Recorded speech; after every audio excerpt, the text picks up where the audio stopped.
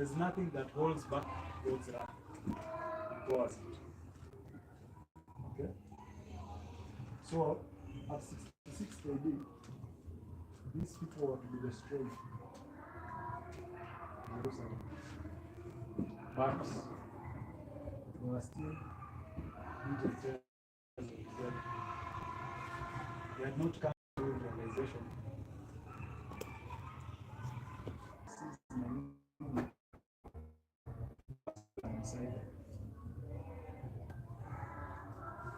But in 66 AD, when it came out plain what Christ had said, now was a separation. Now it was time that they escaped. They separated. So on separation, those who are faithful are separated from those who are unfaithful. The written tears. So it was very easy for judgment to strike between the separation, because the separation had been done.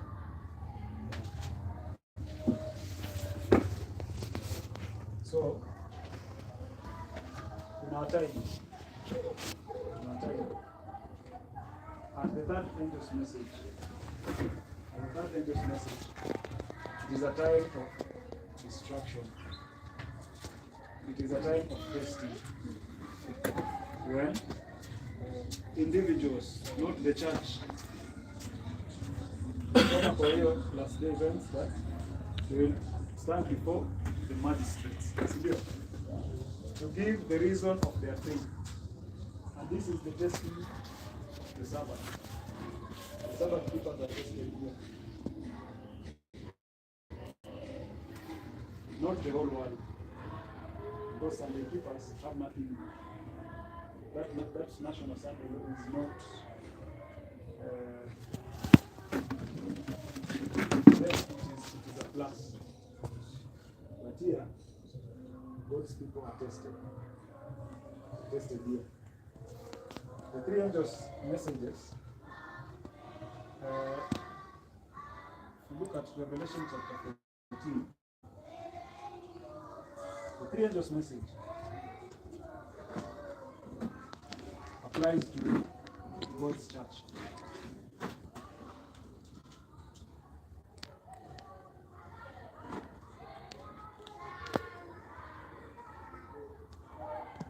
Fourth angel, Revelation 18, applies to the world.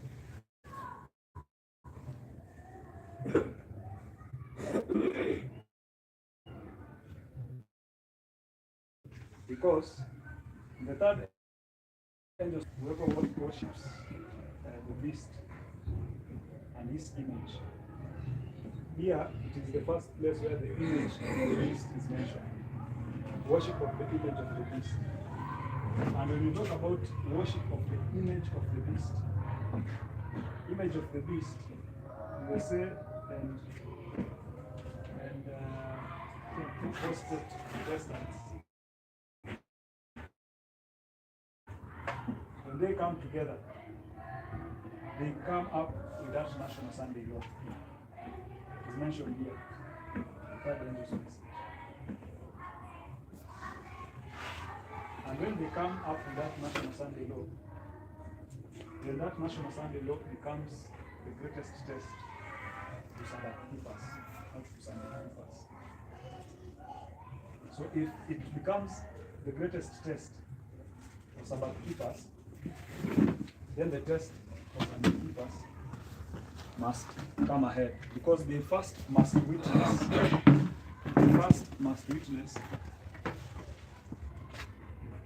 what happens to the Adventist church. And at this point, when God's judgment will strike, when it will strike, you see, the church must be separated into two. At this point,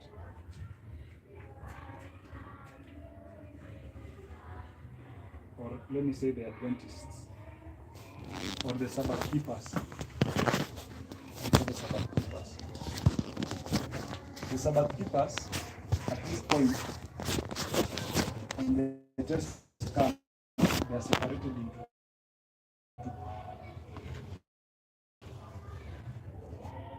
Either saved or not saved. Kama vile tulisoma hapo kwa hizi examples hapo kwa hiyo last day, either saved or not saved, either wheat or tare,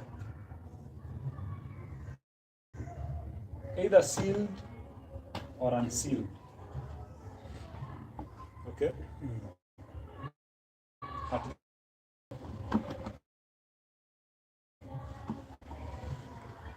One is sealed, one is not sealed. The sealed receive the latter rain. The unsealed, mark of the beast. Okay, they receive the mark of the beast. And they now join, so now the Sunday keepers, or can say the Sunday keepers, they fully join hands.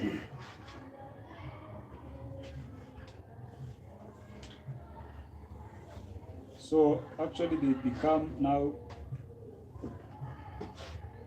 very great oppressors of this one. And great enemies. Yani the hatred inaendelea ikiongezeka. Hizi lines zinaendelea zikikuwa tu white. They can never join again.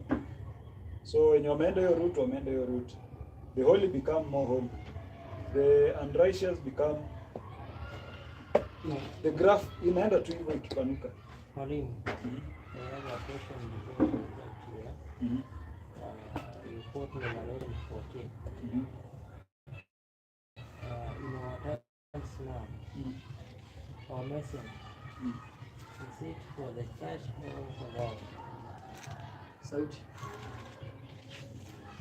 Anauliza nawe, our message now, is it for the church or for the world? Niongeze swali. Ndio kama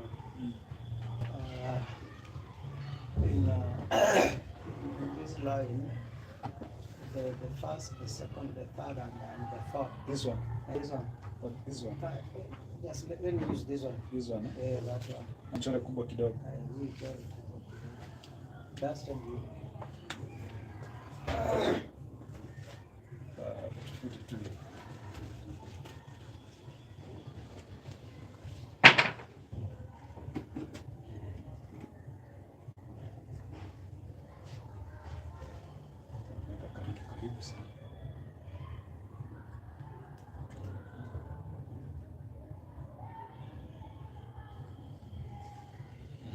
So in this, where do we place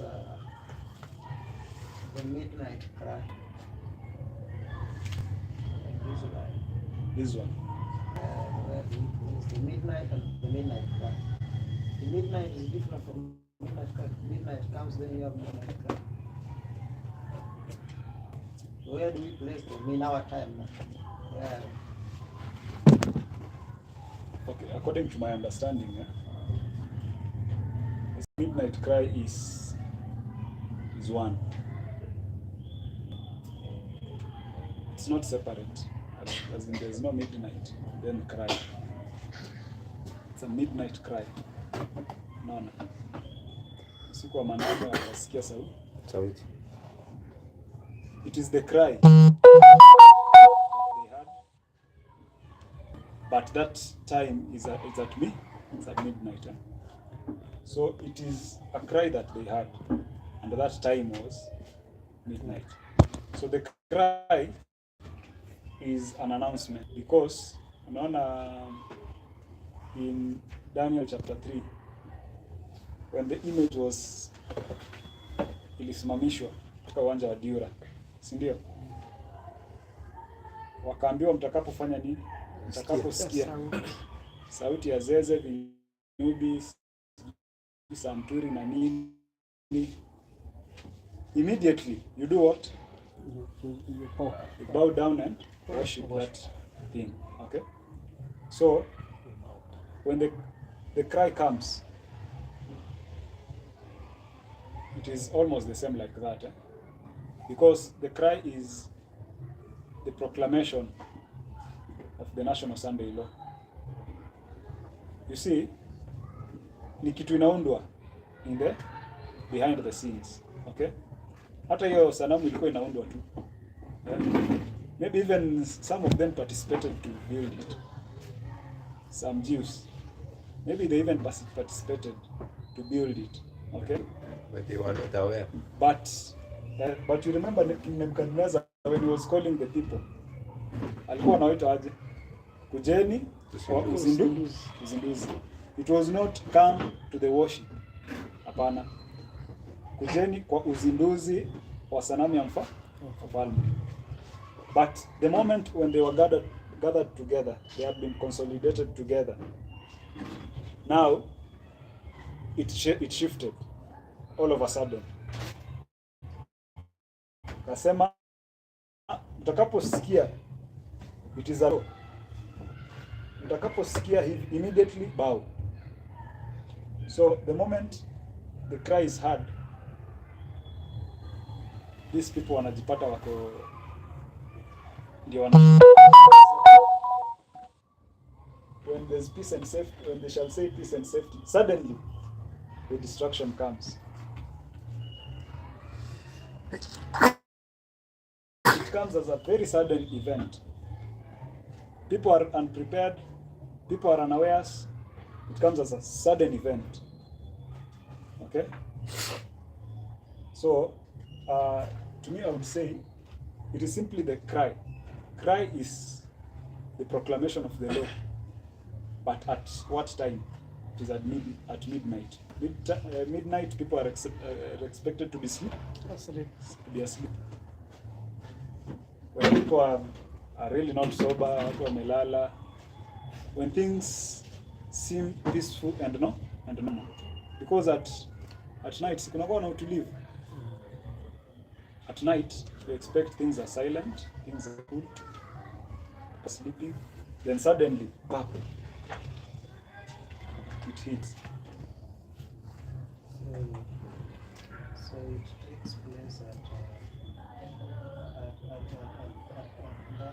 So the midnight cry is at the third end before that the angel. third angel's message. At the third angel's message. If it is there, then I don't know where It is trying before. to check it. Because it says that Itakuwa nyuma kabla ya the midnight cry swells to the midnight cry swells Loud cry. to loud cry. So if it is at the if midnight cry is in third angel's message, and where is the loud cry?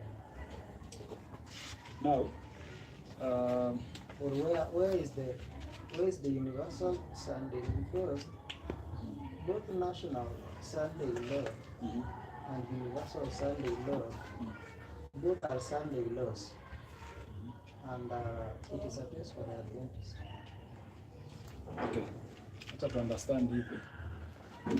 Kwanza kuna midnight, si ndio? Midnight cry.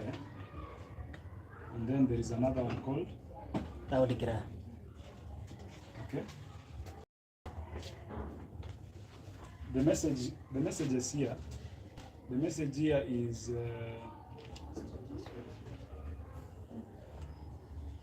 the first angels says what? Fear God and give him Fear glory. God and give him. So it's about true worship. True worship. It calls us back to true worship. And then he says, just Is coming. and then the second angel, Babylon is fallen. so he says, Babylon It's fallen. is fallen. Third angel says, if any man worship the beast, so it's a judgment. but now the worship of the beast here is through worship of the image. Remember, the intention of image of the beast is simply to bring Worship. us back to what? Worship of Worship the of the idols. beast. And the worship of the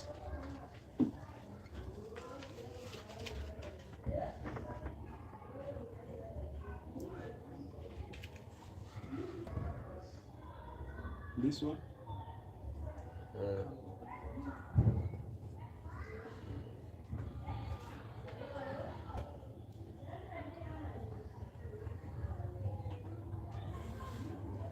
So there are these periods. So this period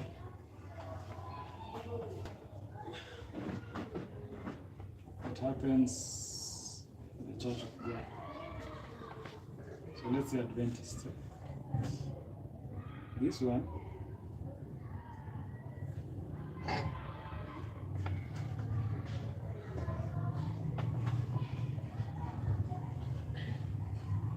is in the world.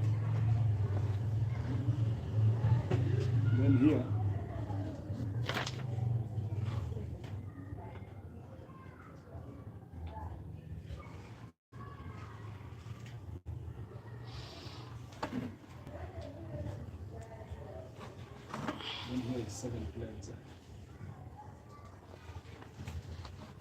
Now we are introduced to the image of the beast here.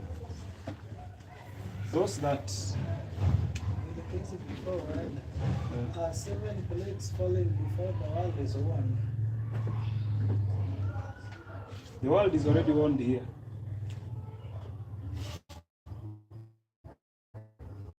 Here, acha niandike.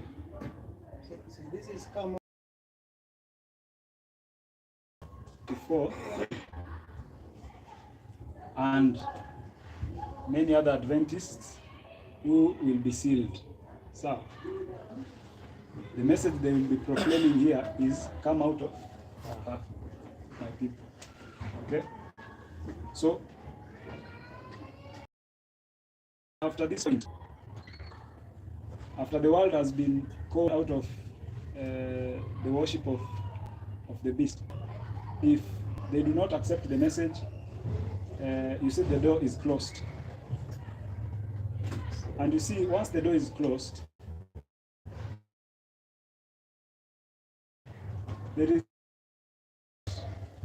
you see, when the separation is complete, this is one thing nataka to understand. When separation is complete, when the separation is complete, there is nothing that holds God's judgment.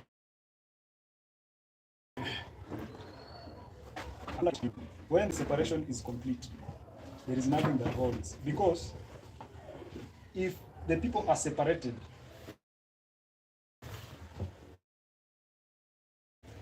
you see those who are tares, and if you are void of the Holy Spirit, it means you continue being evil continually. Even more and more. Okay? So, at this point, the world has been warned, people have made decisions. So here, for the world. Here it is close of probation for the church. Here, where is the National Sunday law and where is the Universal Sunday? so the close of probation for the church, here is National Sunday law. Here is Universal Sunday law. So that is why I had a question. Because this is National Sunday law. Yes, This is Universal Sunday law. yes, Both are Sunday laws. yes. And if both are Sunday laws, why are the Gentiles being tested using the Sunday law? Because even Universal Sunday law is a Sunday law. And number two, can we align this line to the Millerite line? Because I see that if we align it to the Millerite, then maybe there's some difference. Because both the national and universal, both are Sunday laws. And if they are Sunday laws, then Sunday laws Sunday law is attached to the Adventists, but not to the land. You see why we have the universal Sunday law. The non-Sabbath keepers must first witness what happens with the Sabbath keepers. None. Before God judges the world, he must first judge his people who understand the truth and who have made a decision. Okay? And once he judges them here, you see, right now,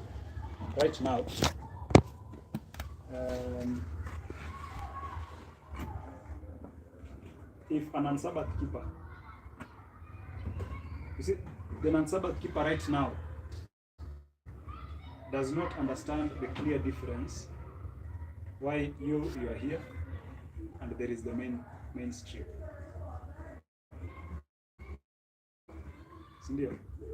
But you can understand there's a great difference between you as pilgrims, or other groups, and the mainstream.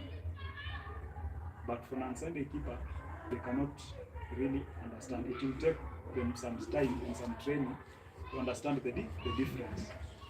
Kwa sababu yule wa mainstream akikuja si atamwambia mimi ni Mwadventista, which is true.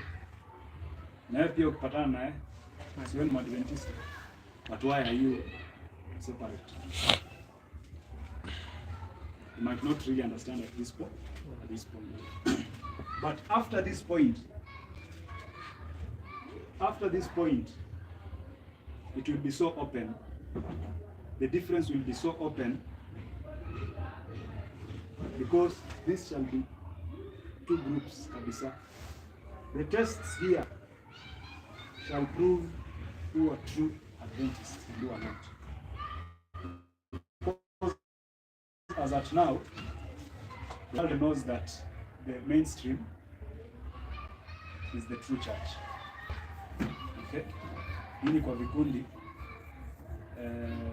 your extremist groups.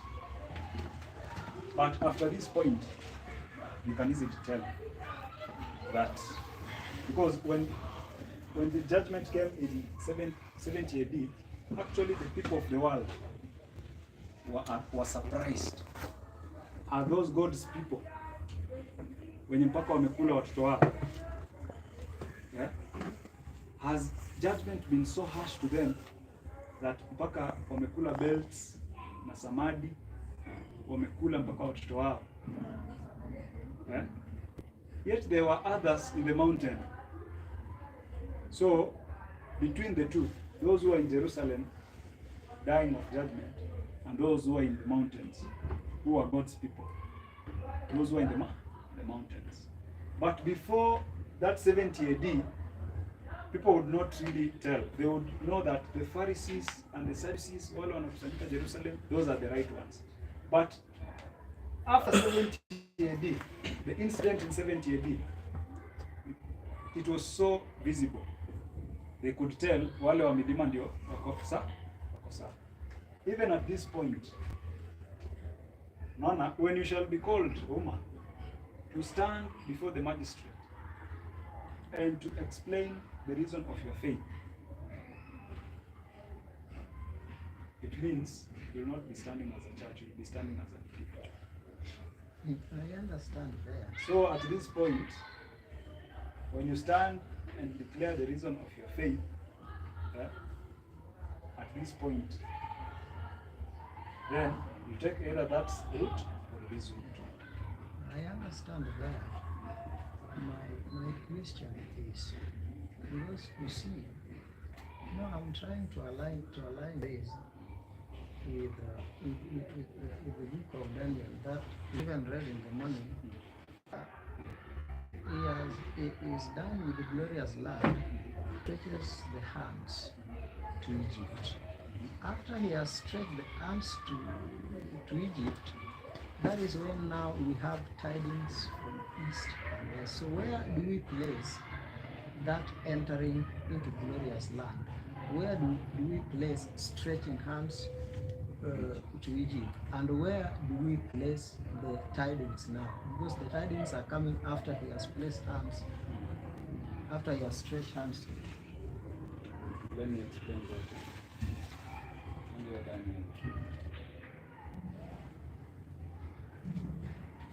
Step by step.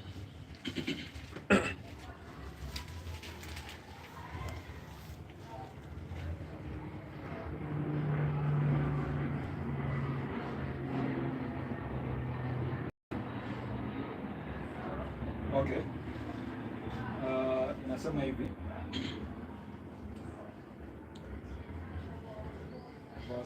Verse 40, no, verse 41. Verse 41. Verse 40 is said. Okay.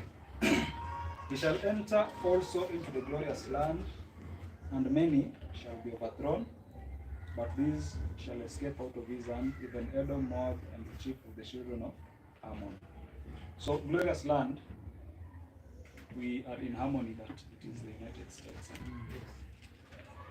Now, what is the intention of Rome going to the glorious land?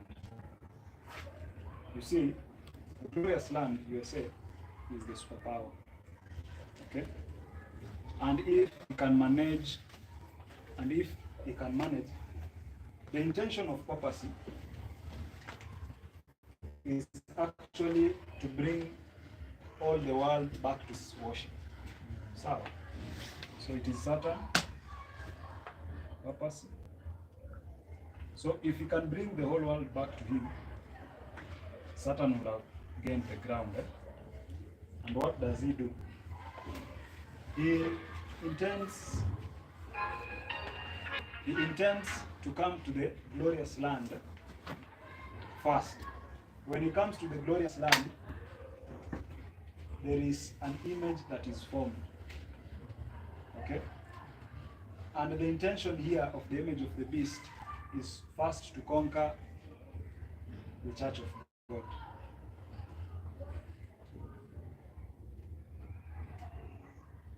Because you see, he's coming with his mark. He wants to establish his mark. So first, lazima atoe Sabbath.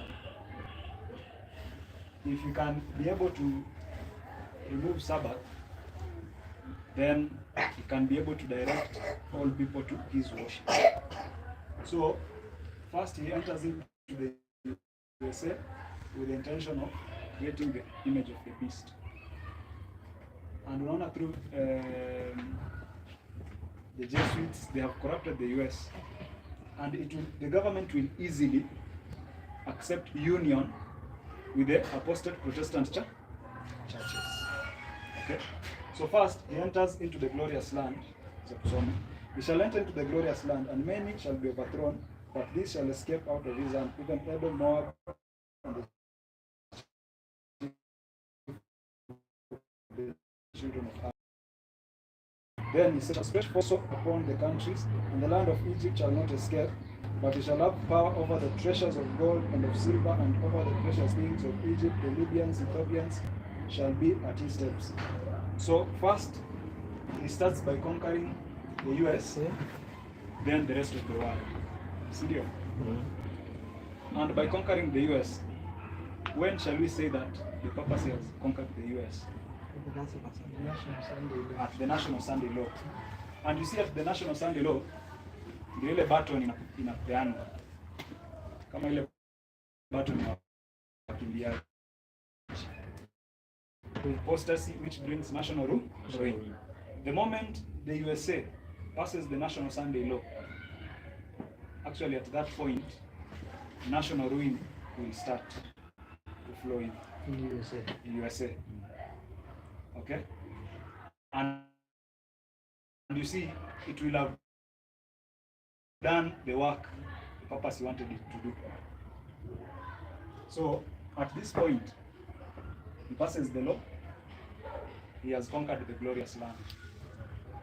Then, after this point, you see it is two-way. The USA is conquered, and the church, the Seventh-day Adventist church, is also put in test and broken into two. Those that are sealed and those that are not sealed. Those that are sealed 144,000 and other Adventists, but who will die before Christ comes. So 144,000 will not see that. And who is conquered when he stretches the hands into Egypt? Who is conquered? Shall stretch forth his hand also upon the countries and the land of Egypt. Now you see here, it enters into the rest of the countries of the world. So other countries, also by the virtue of accepting that law to be enforced in their countries, you see, he is establishing his here. How wanapotoka hivi, they are sealed, they get the latter rain, okay, and they proclaim to the world, and he's also rushing to conquer the rest of it. You see, So there is loud cry. So this conquering the rest of the world and this loud cry run hand in hand. you see, after when you read this verse, after stretching hands into Egypt, that is, after that is when we have the tidings from the east. That is how it moves. Not after that. When you read, Shall be at east. But tidings out of the east and out of the north shall trouble him. Therefore he shall go forth with great fury to destroy and to utterly make away many. so where is that? And here, because USA assess in power without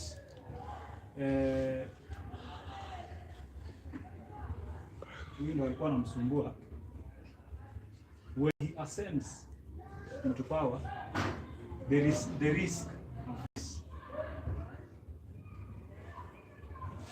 And the angel now pronounces that it is time we go back to true worship, because the judgment of the church is coming. It is going to be very worse, like 70 AD. It is something that we must be warned of. So he proclaims it here, because USSR is fallen. USA now comes into stage full swing. And the moment USA stands into stage full swing, we must see ahead the image of the beast is going to be formed easily, because USA is standing. So that happened when USSR fell. Okay? It was a warning to the general church. Members, systems of the church, warning to the general church. And the moment it is a warning, the next step is a judgment. Now, the church did not accept this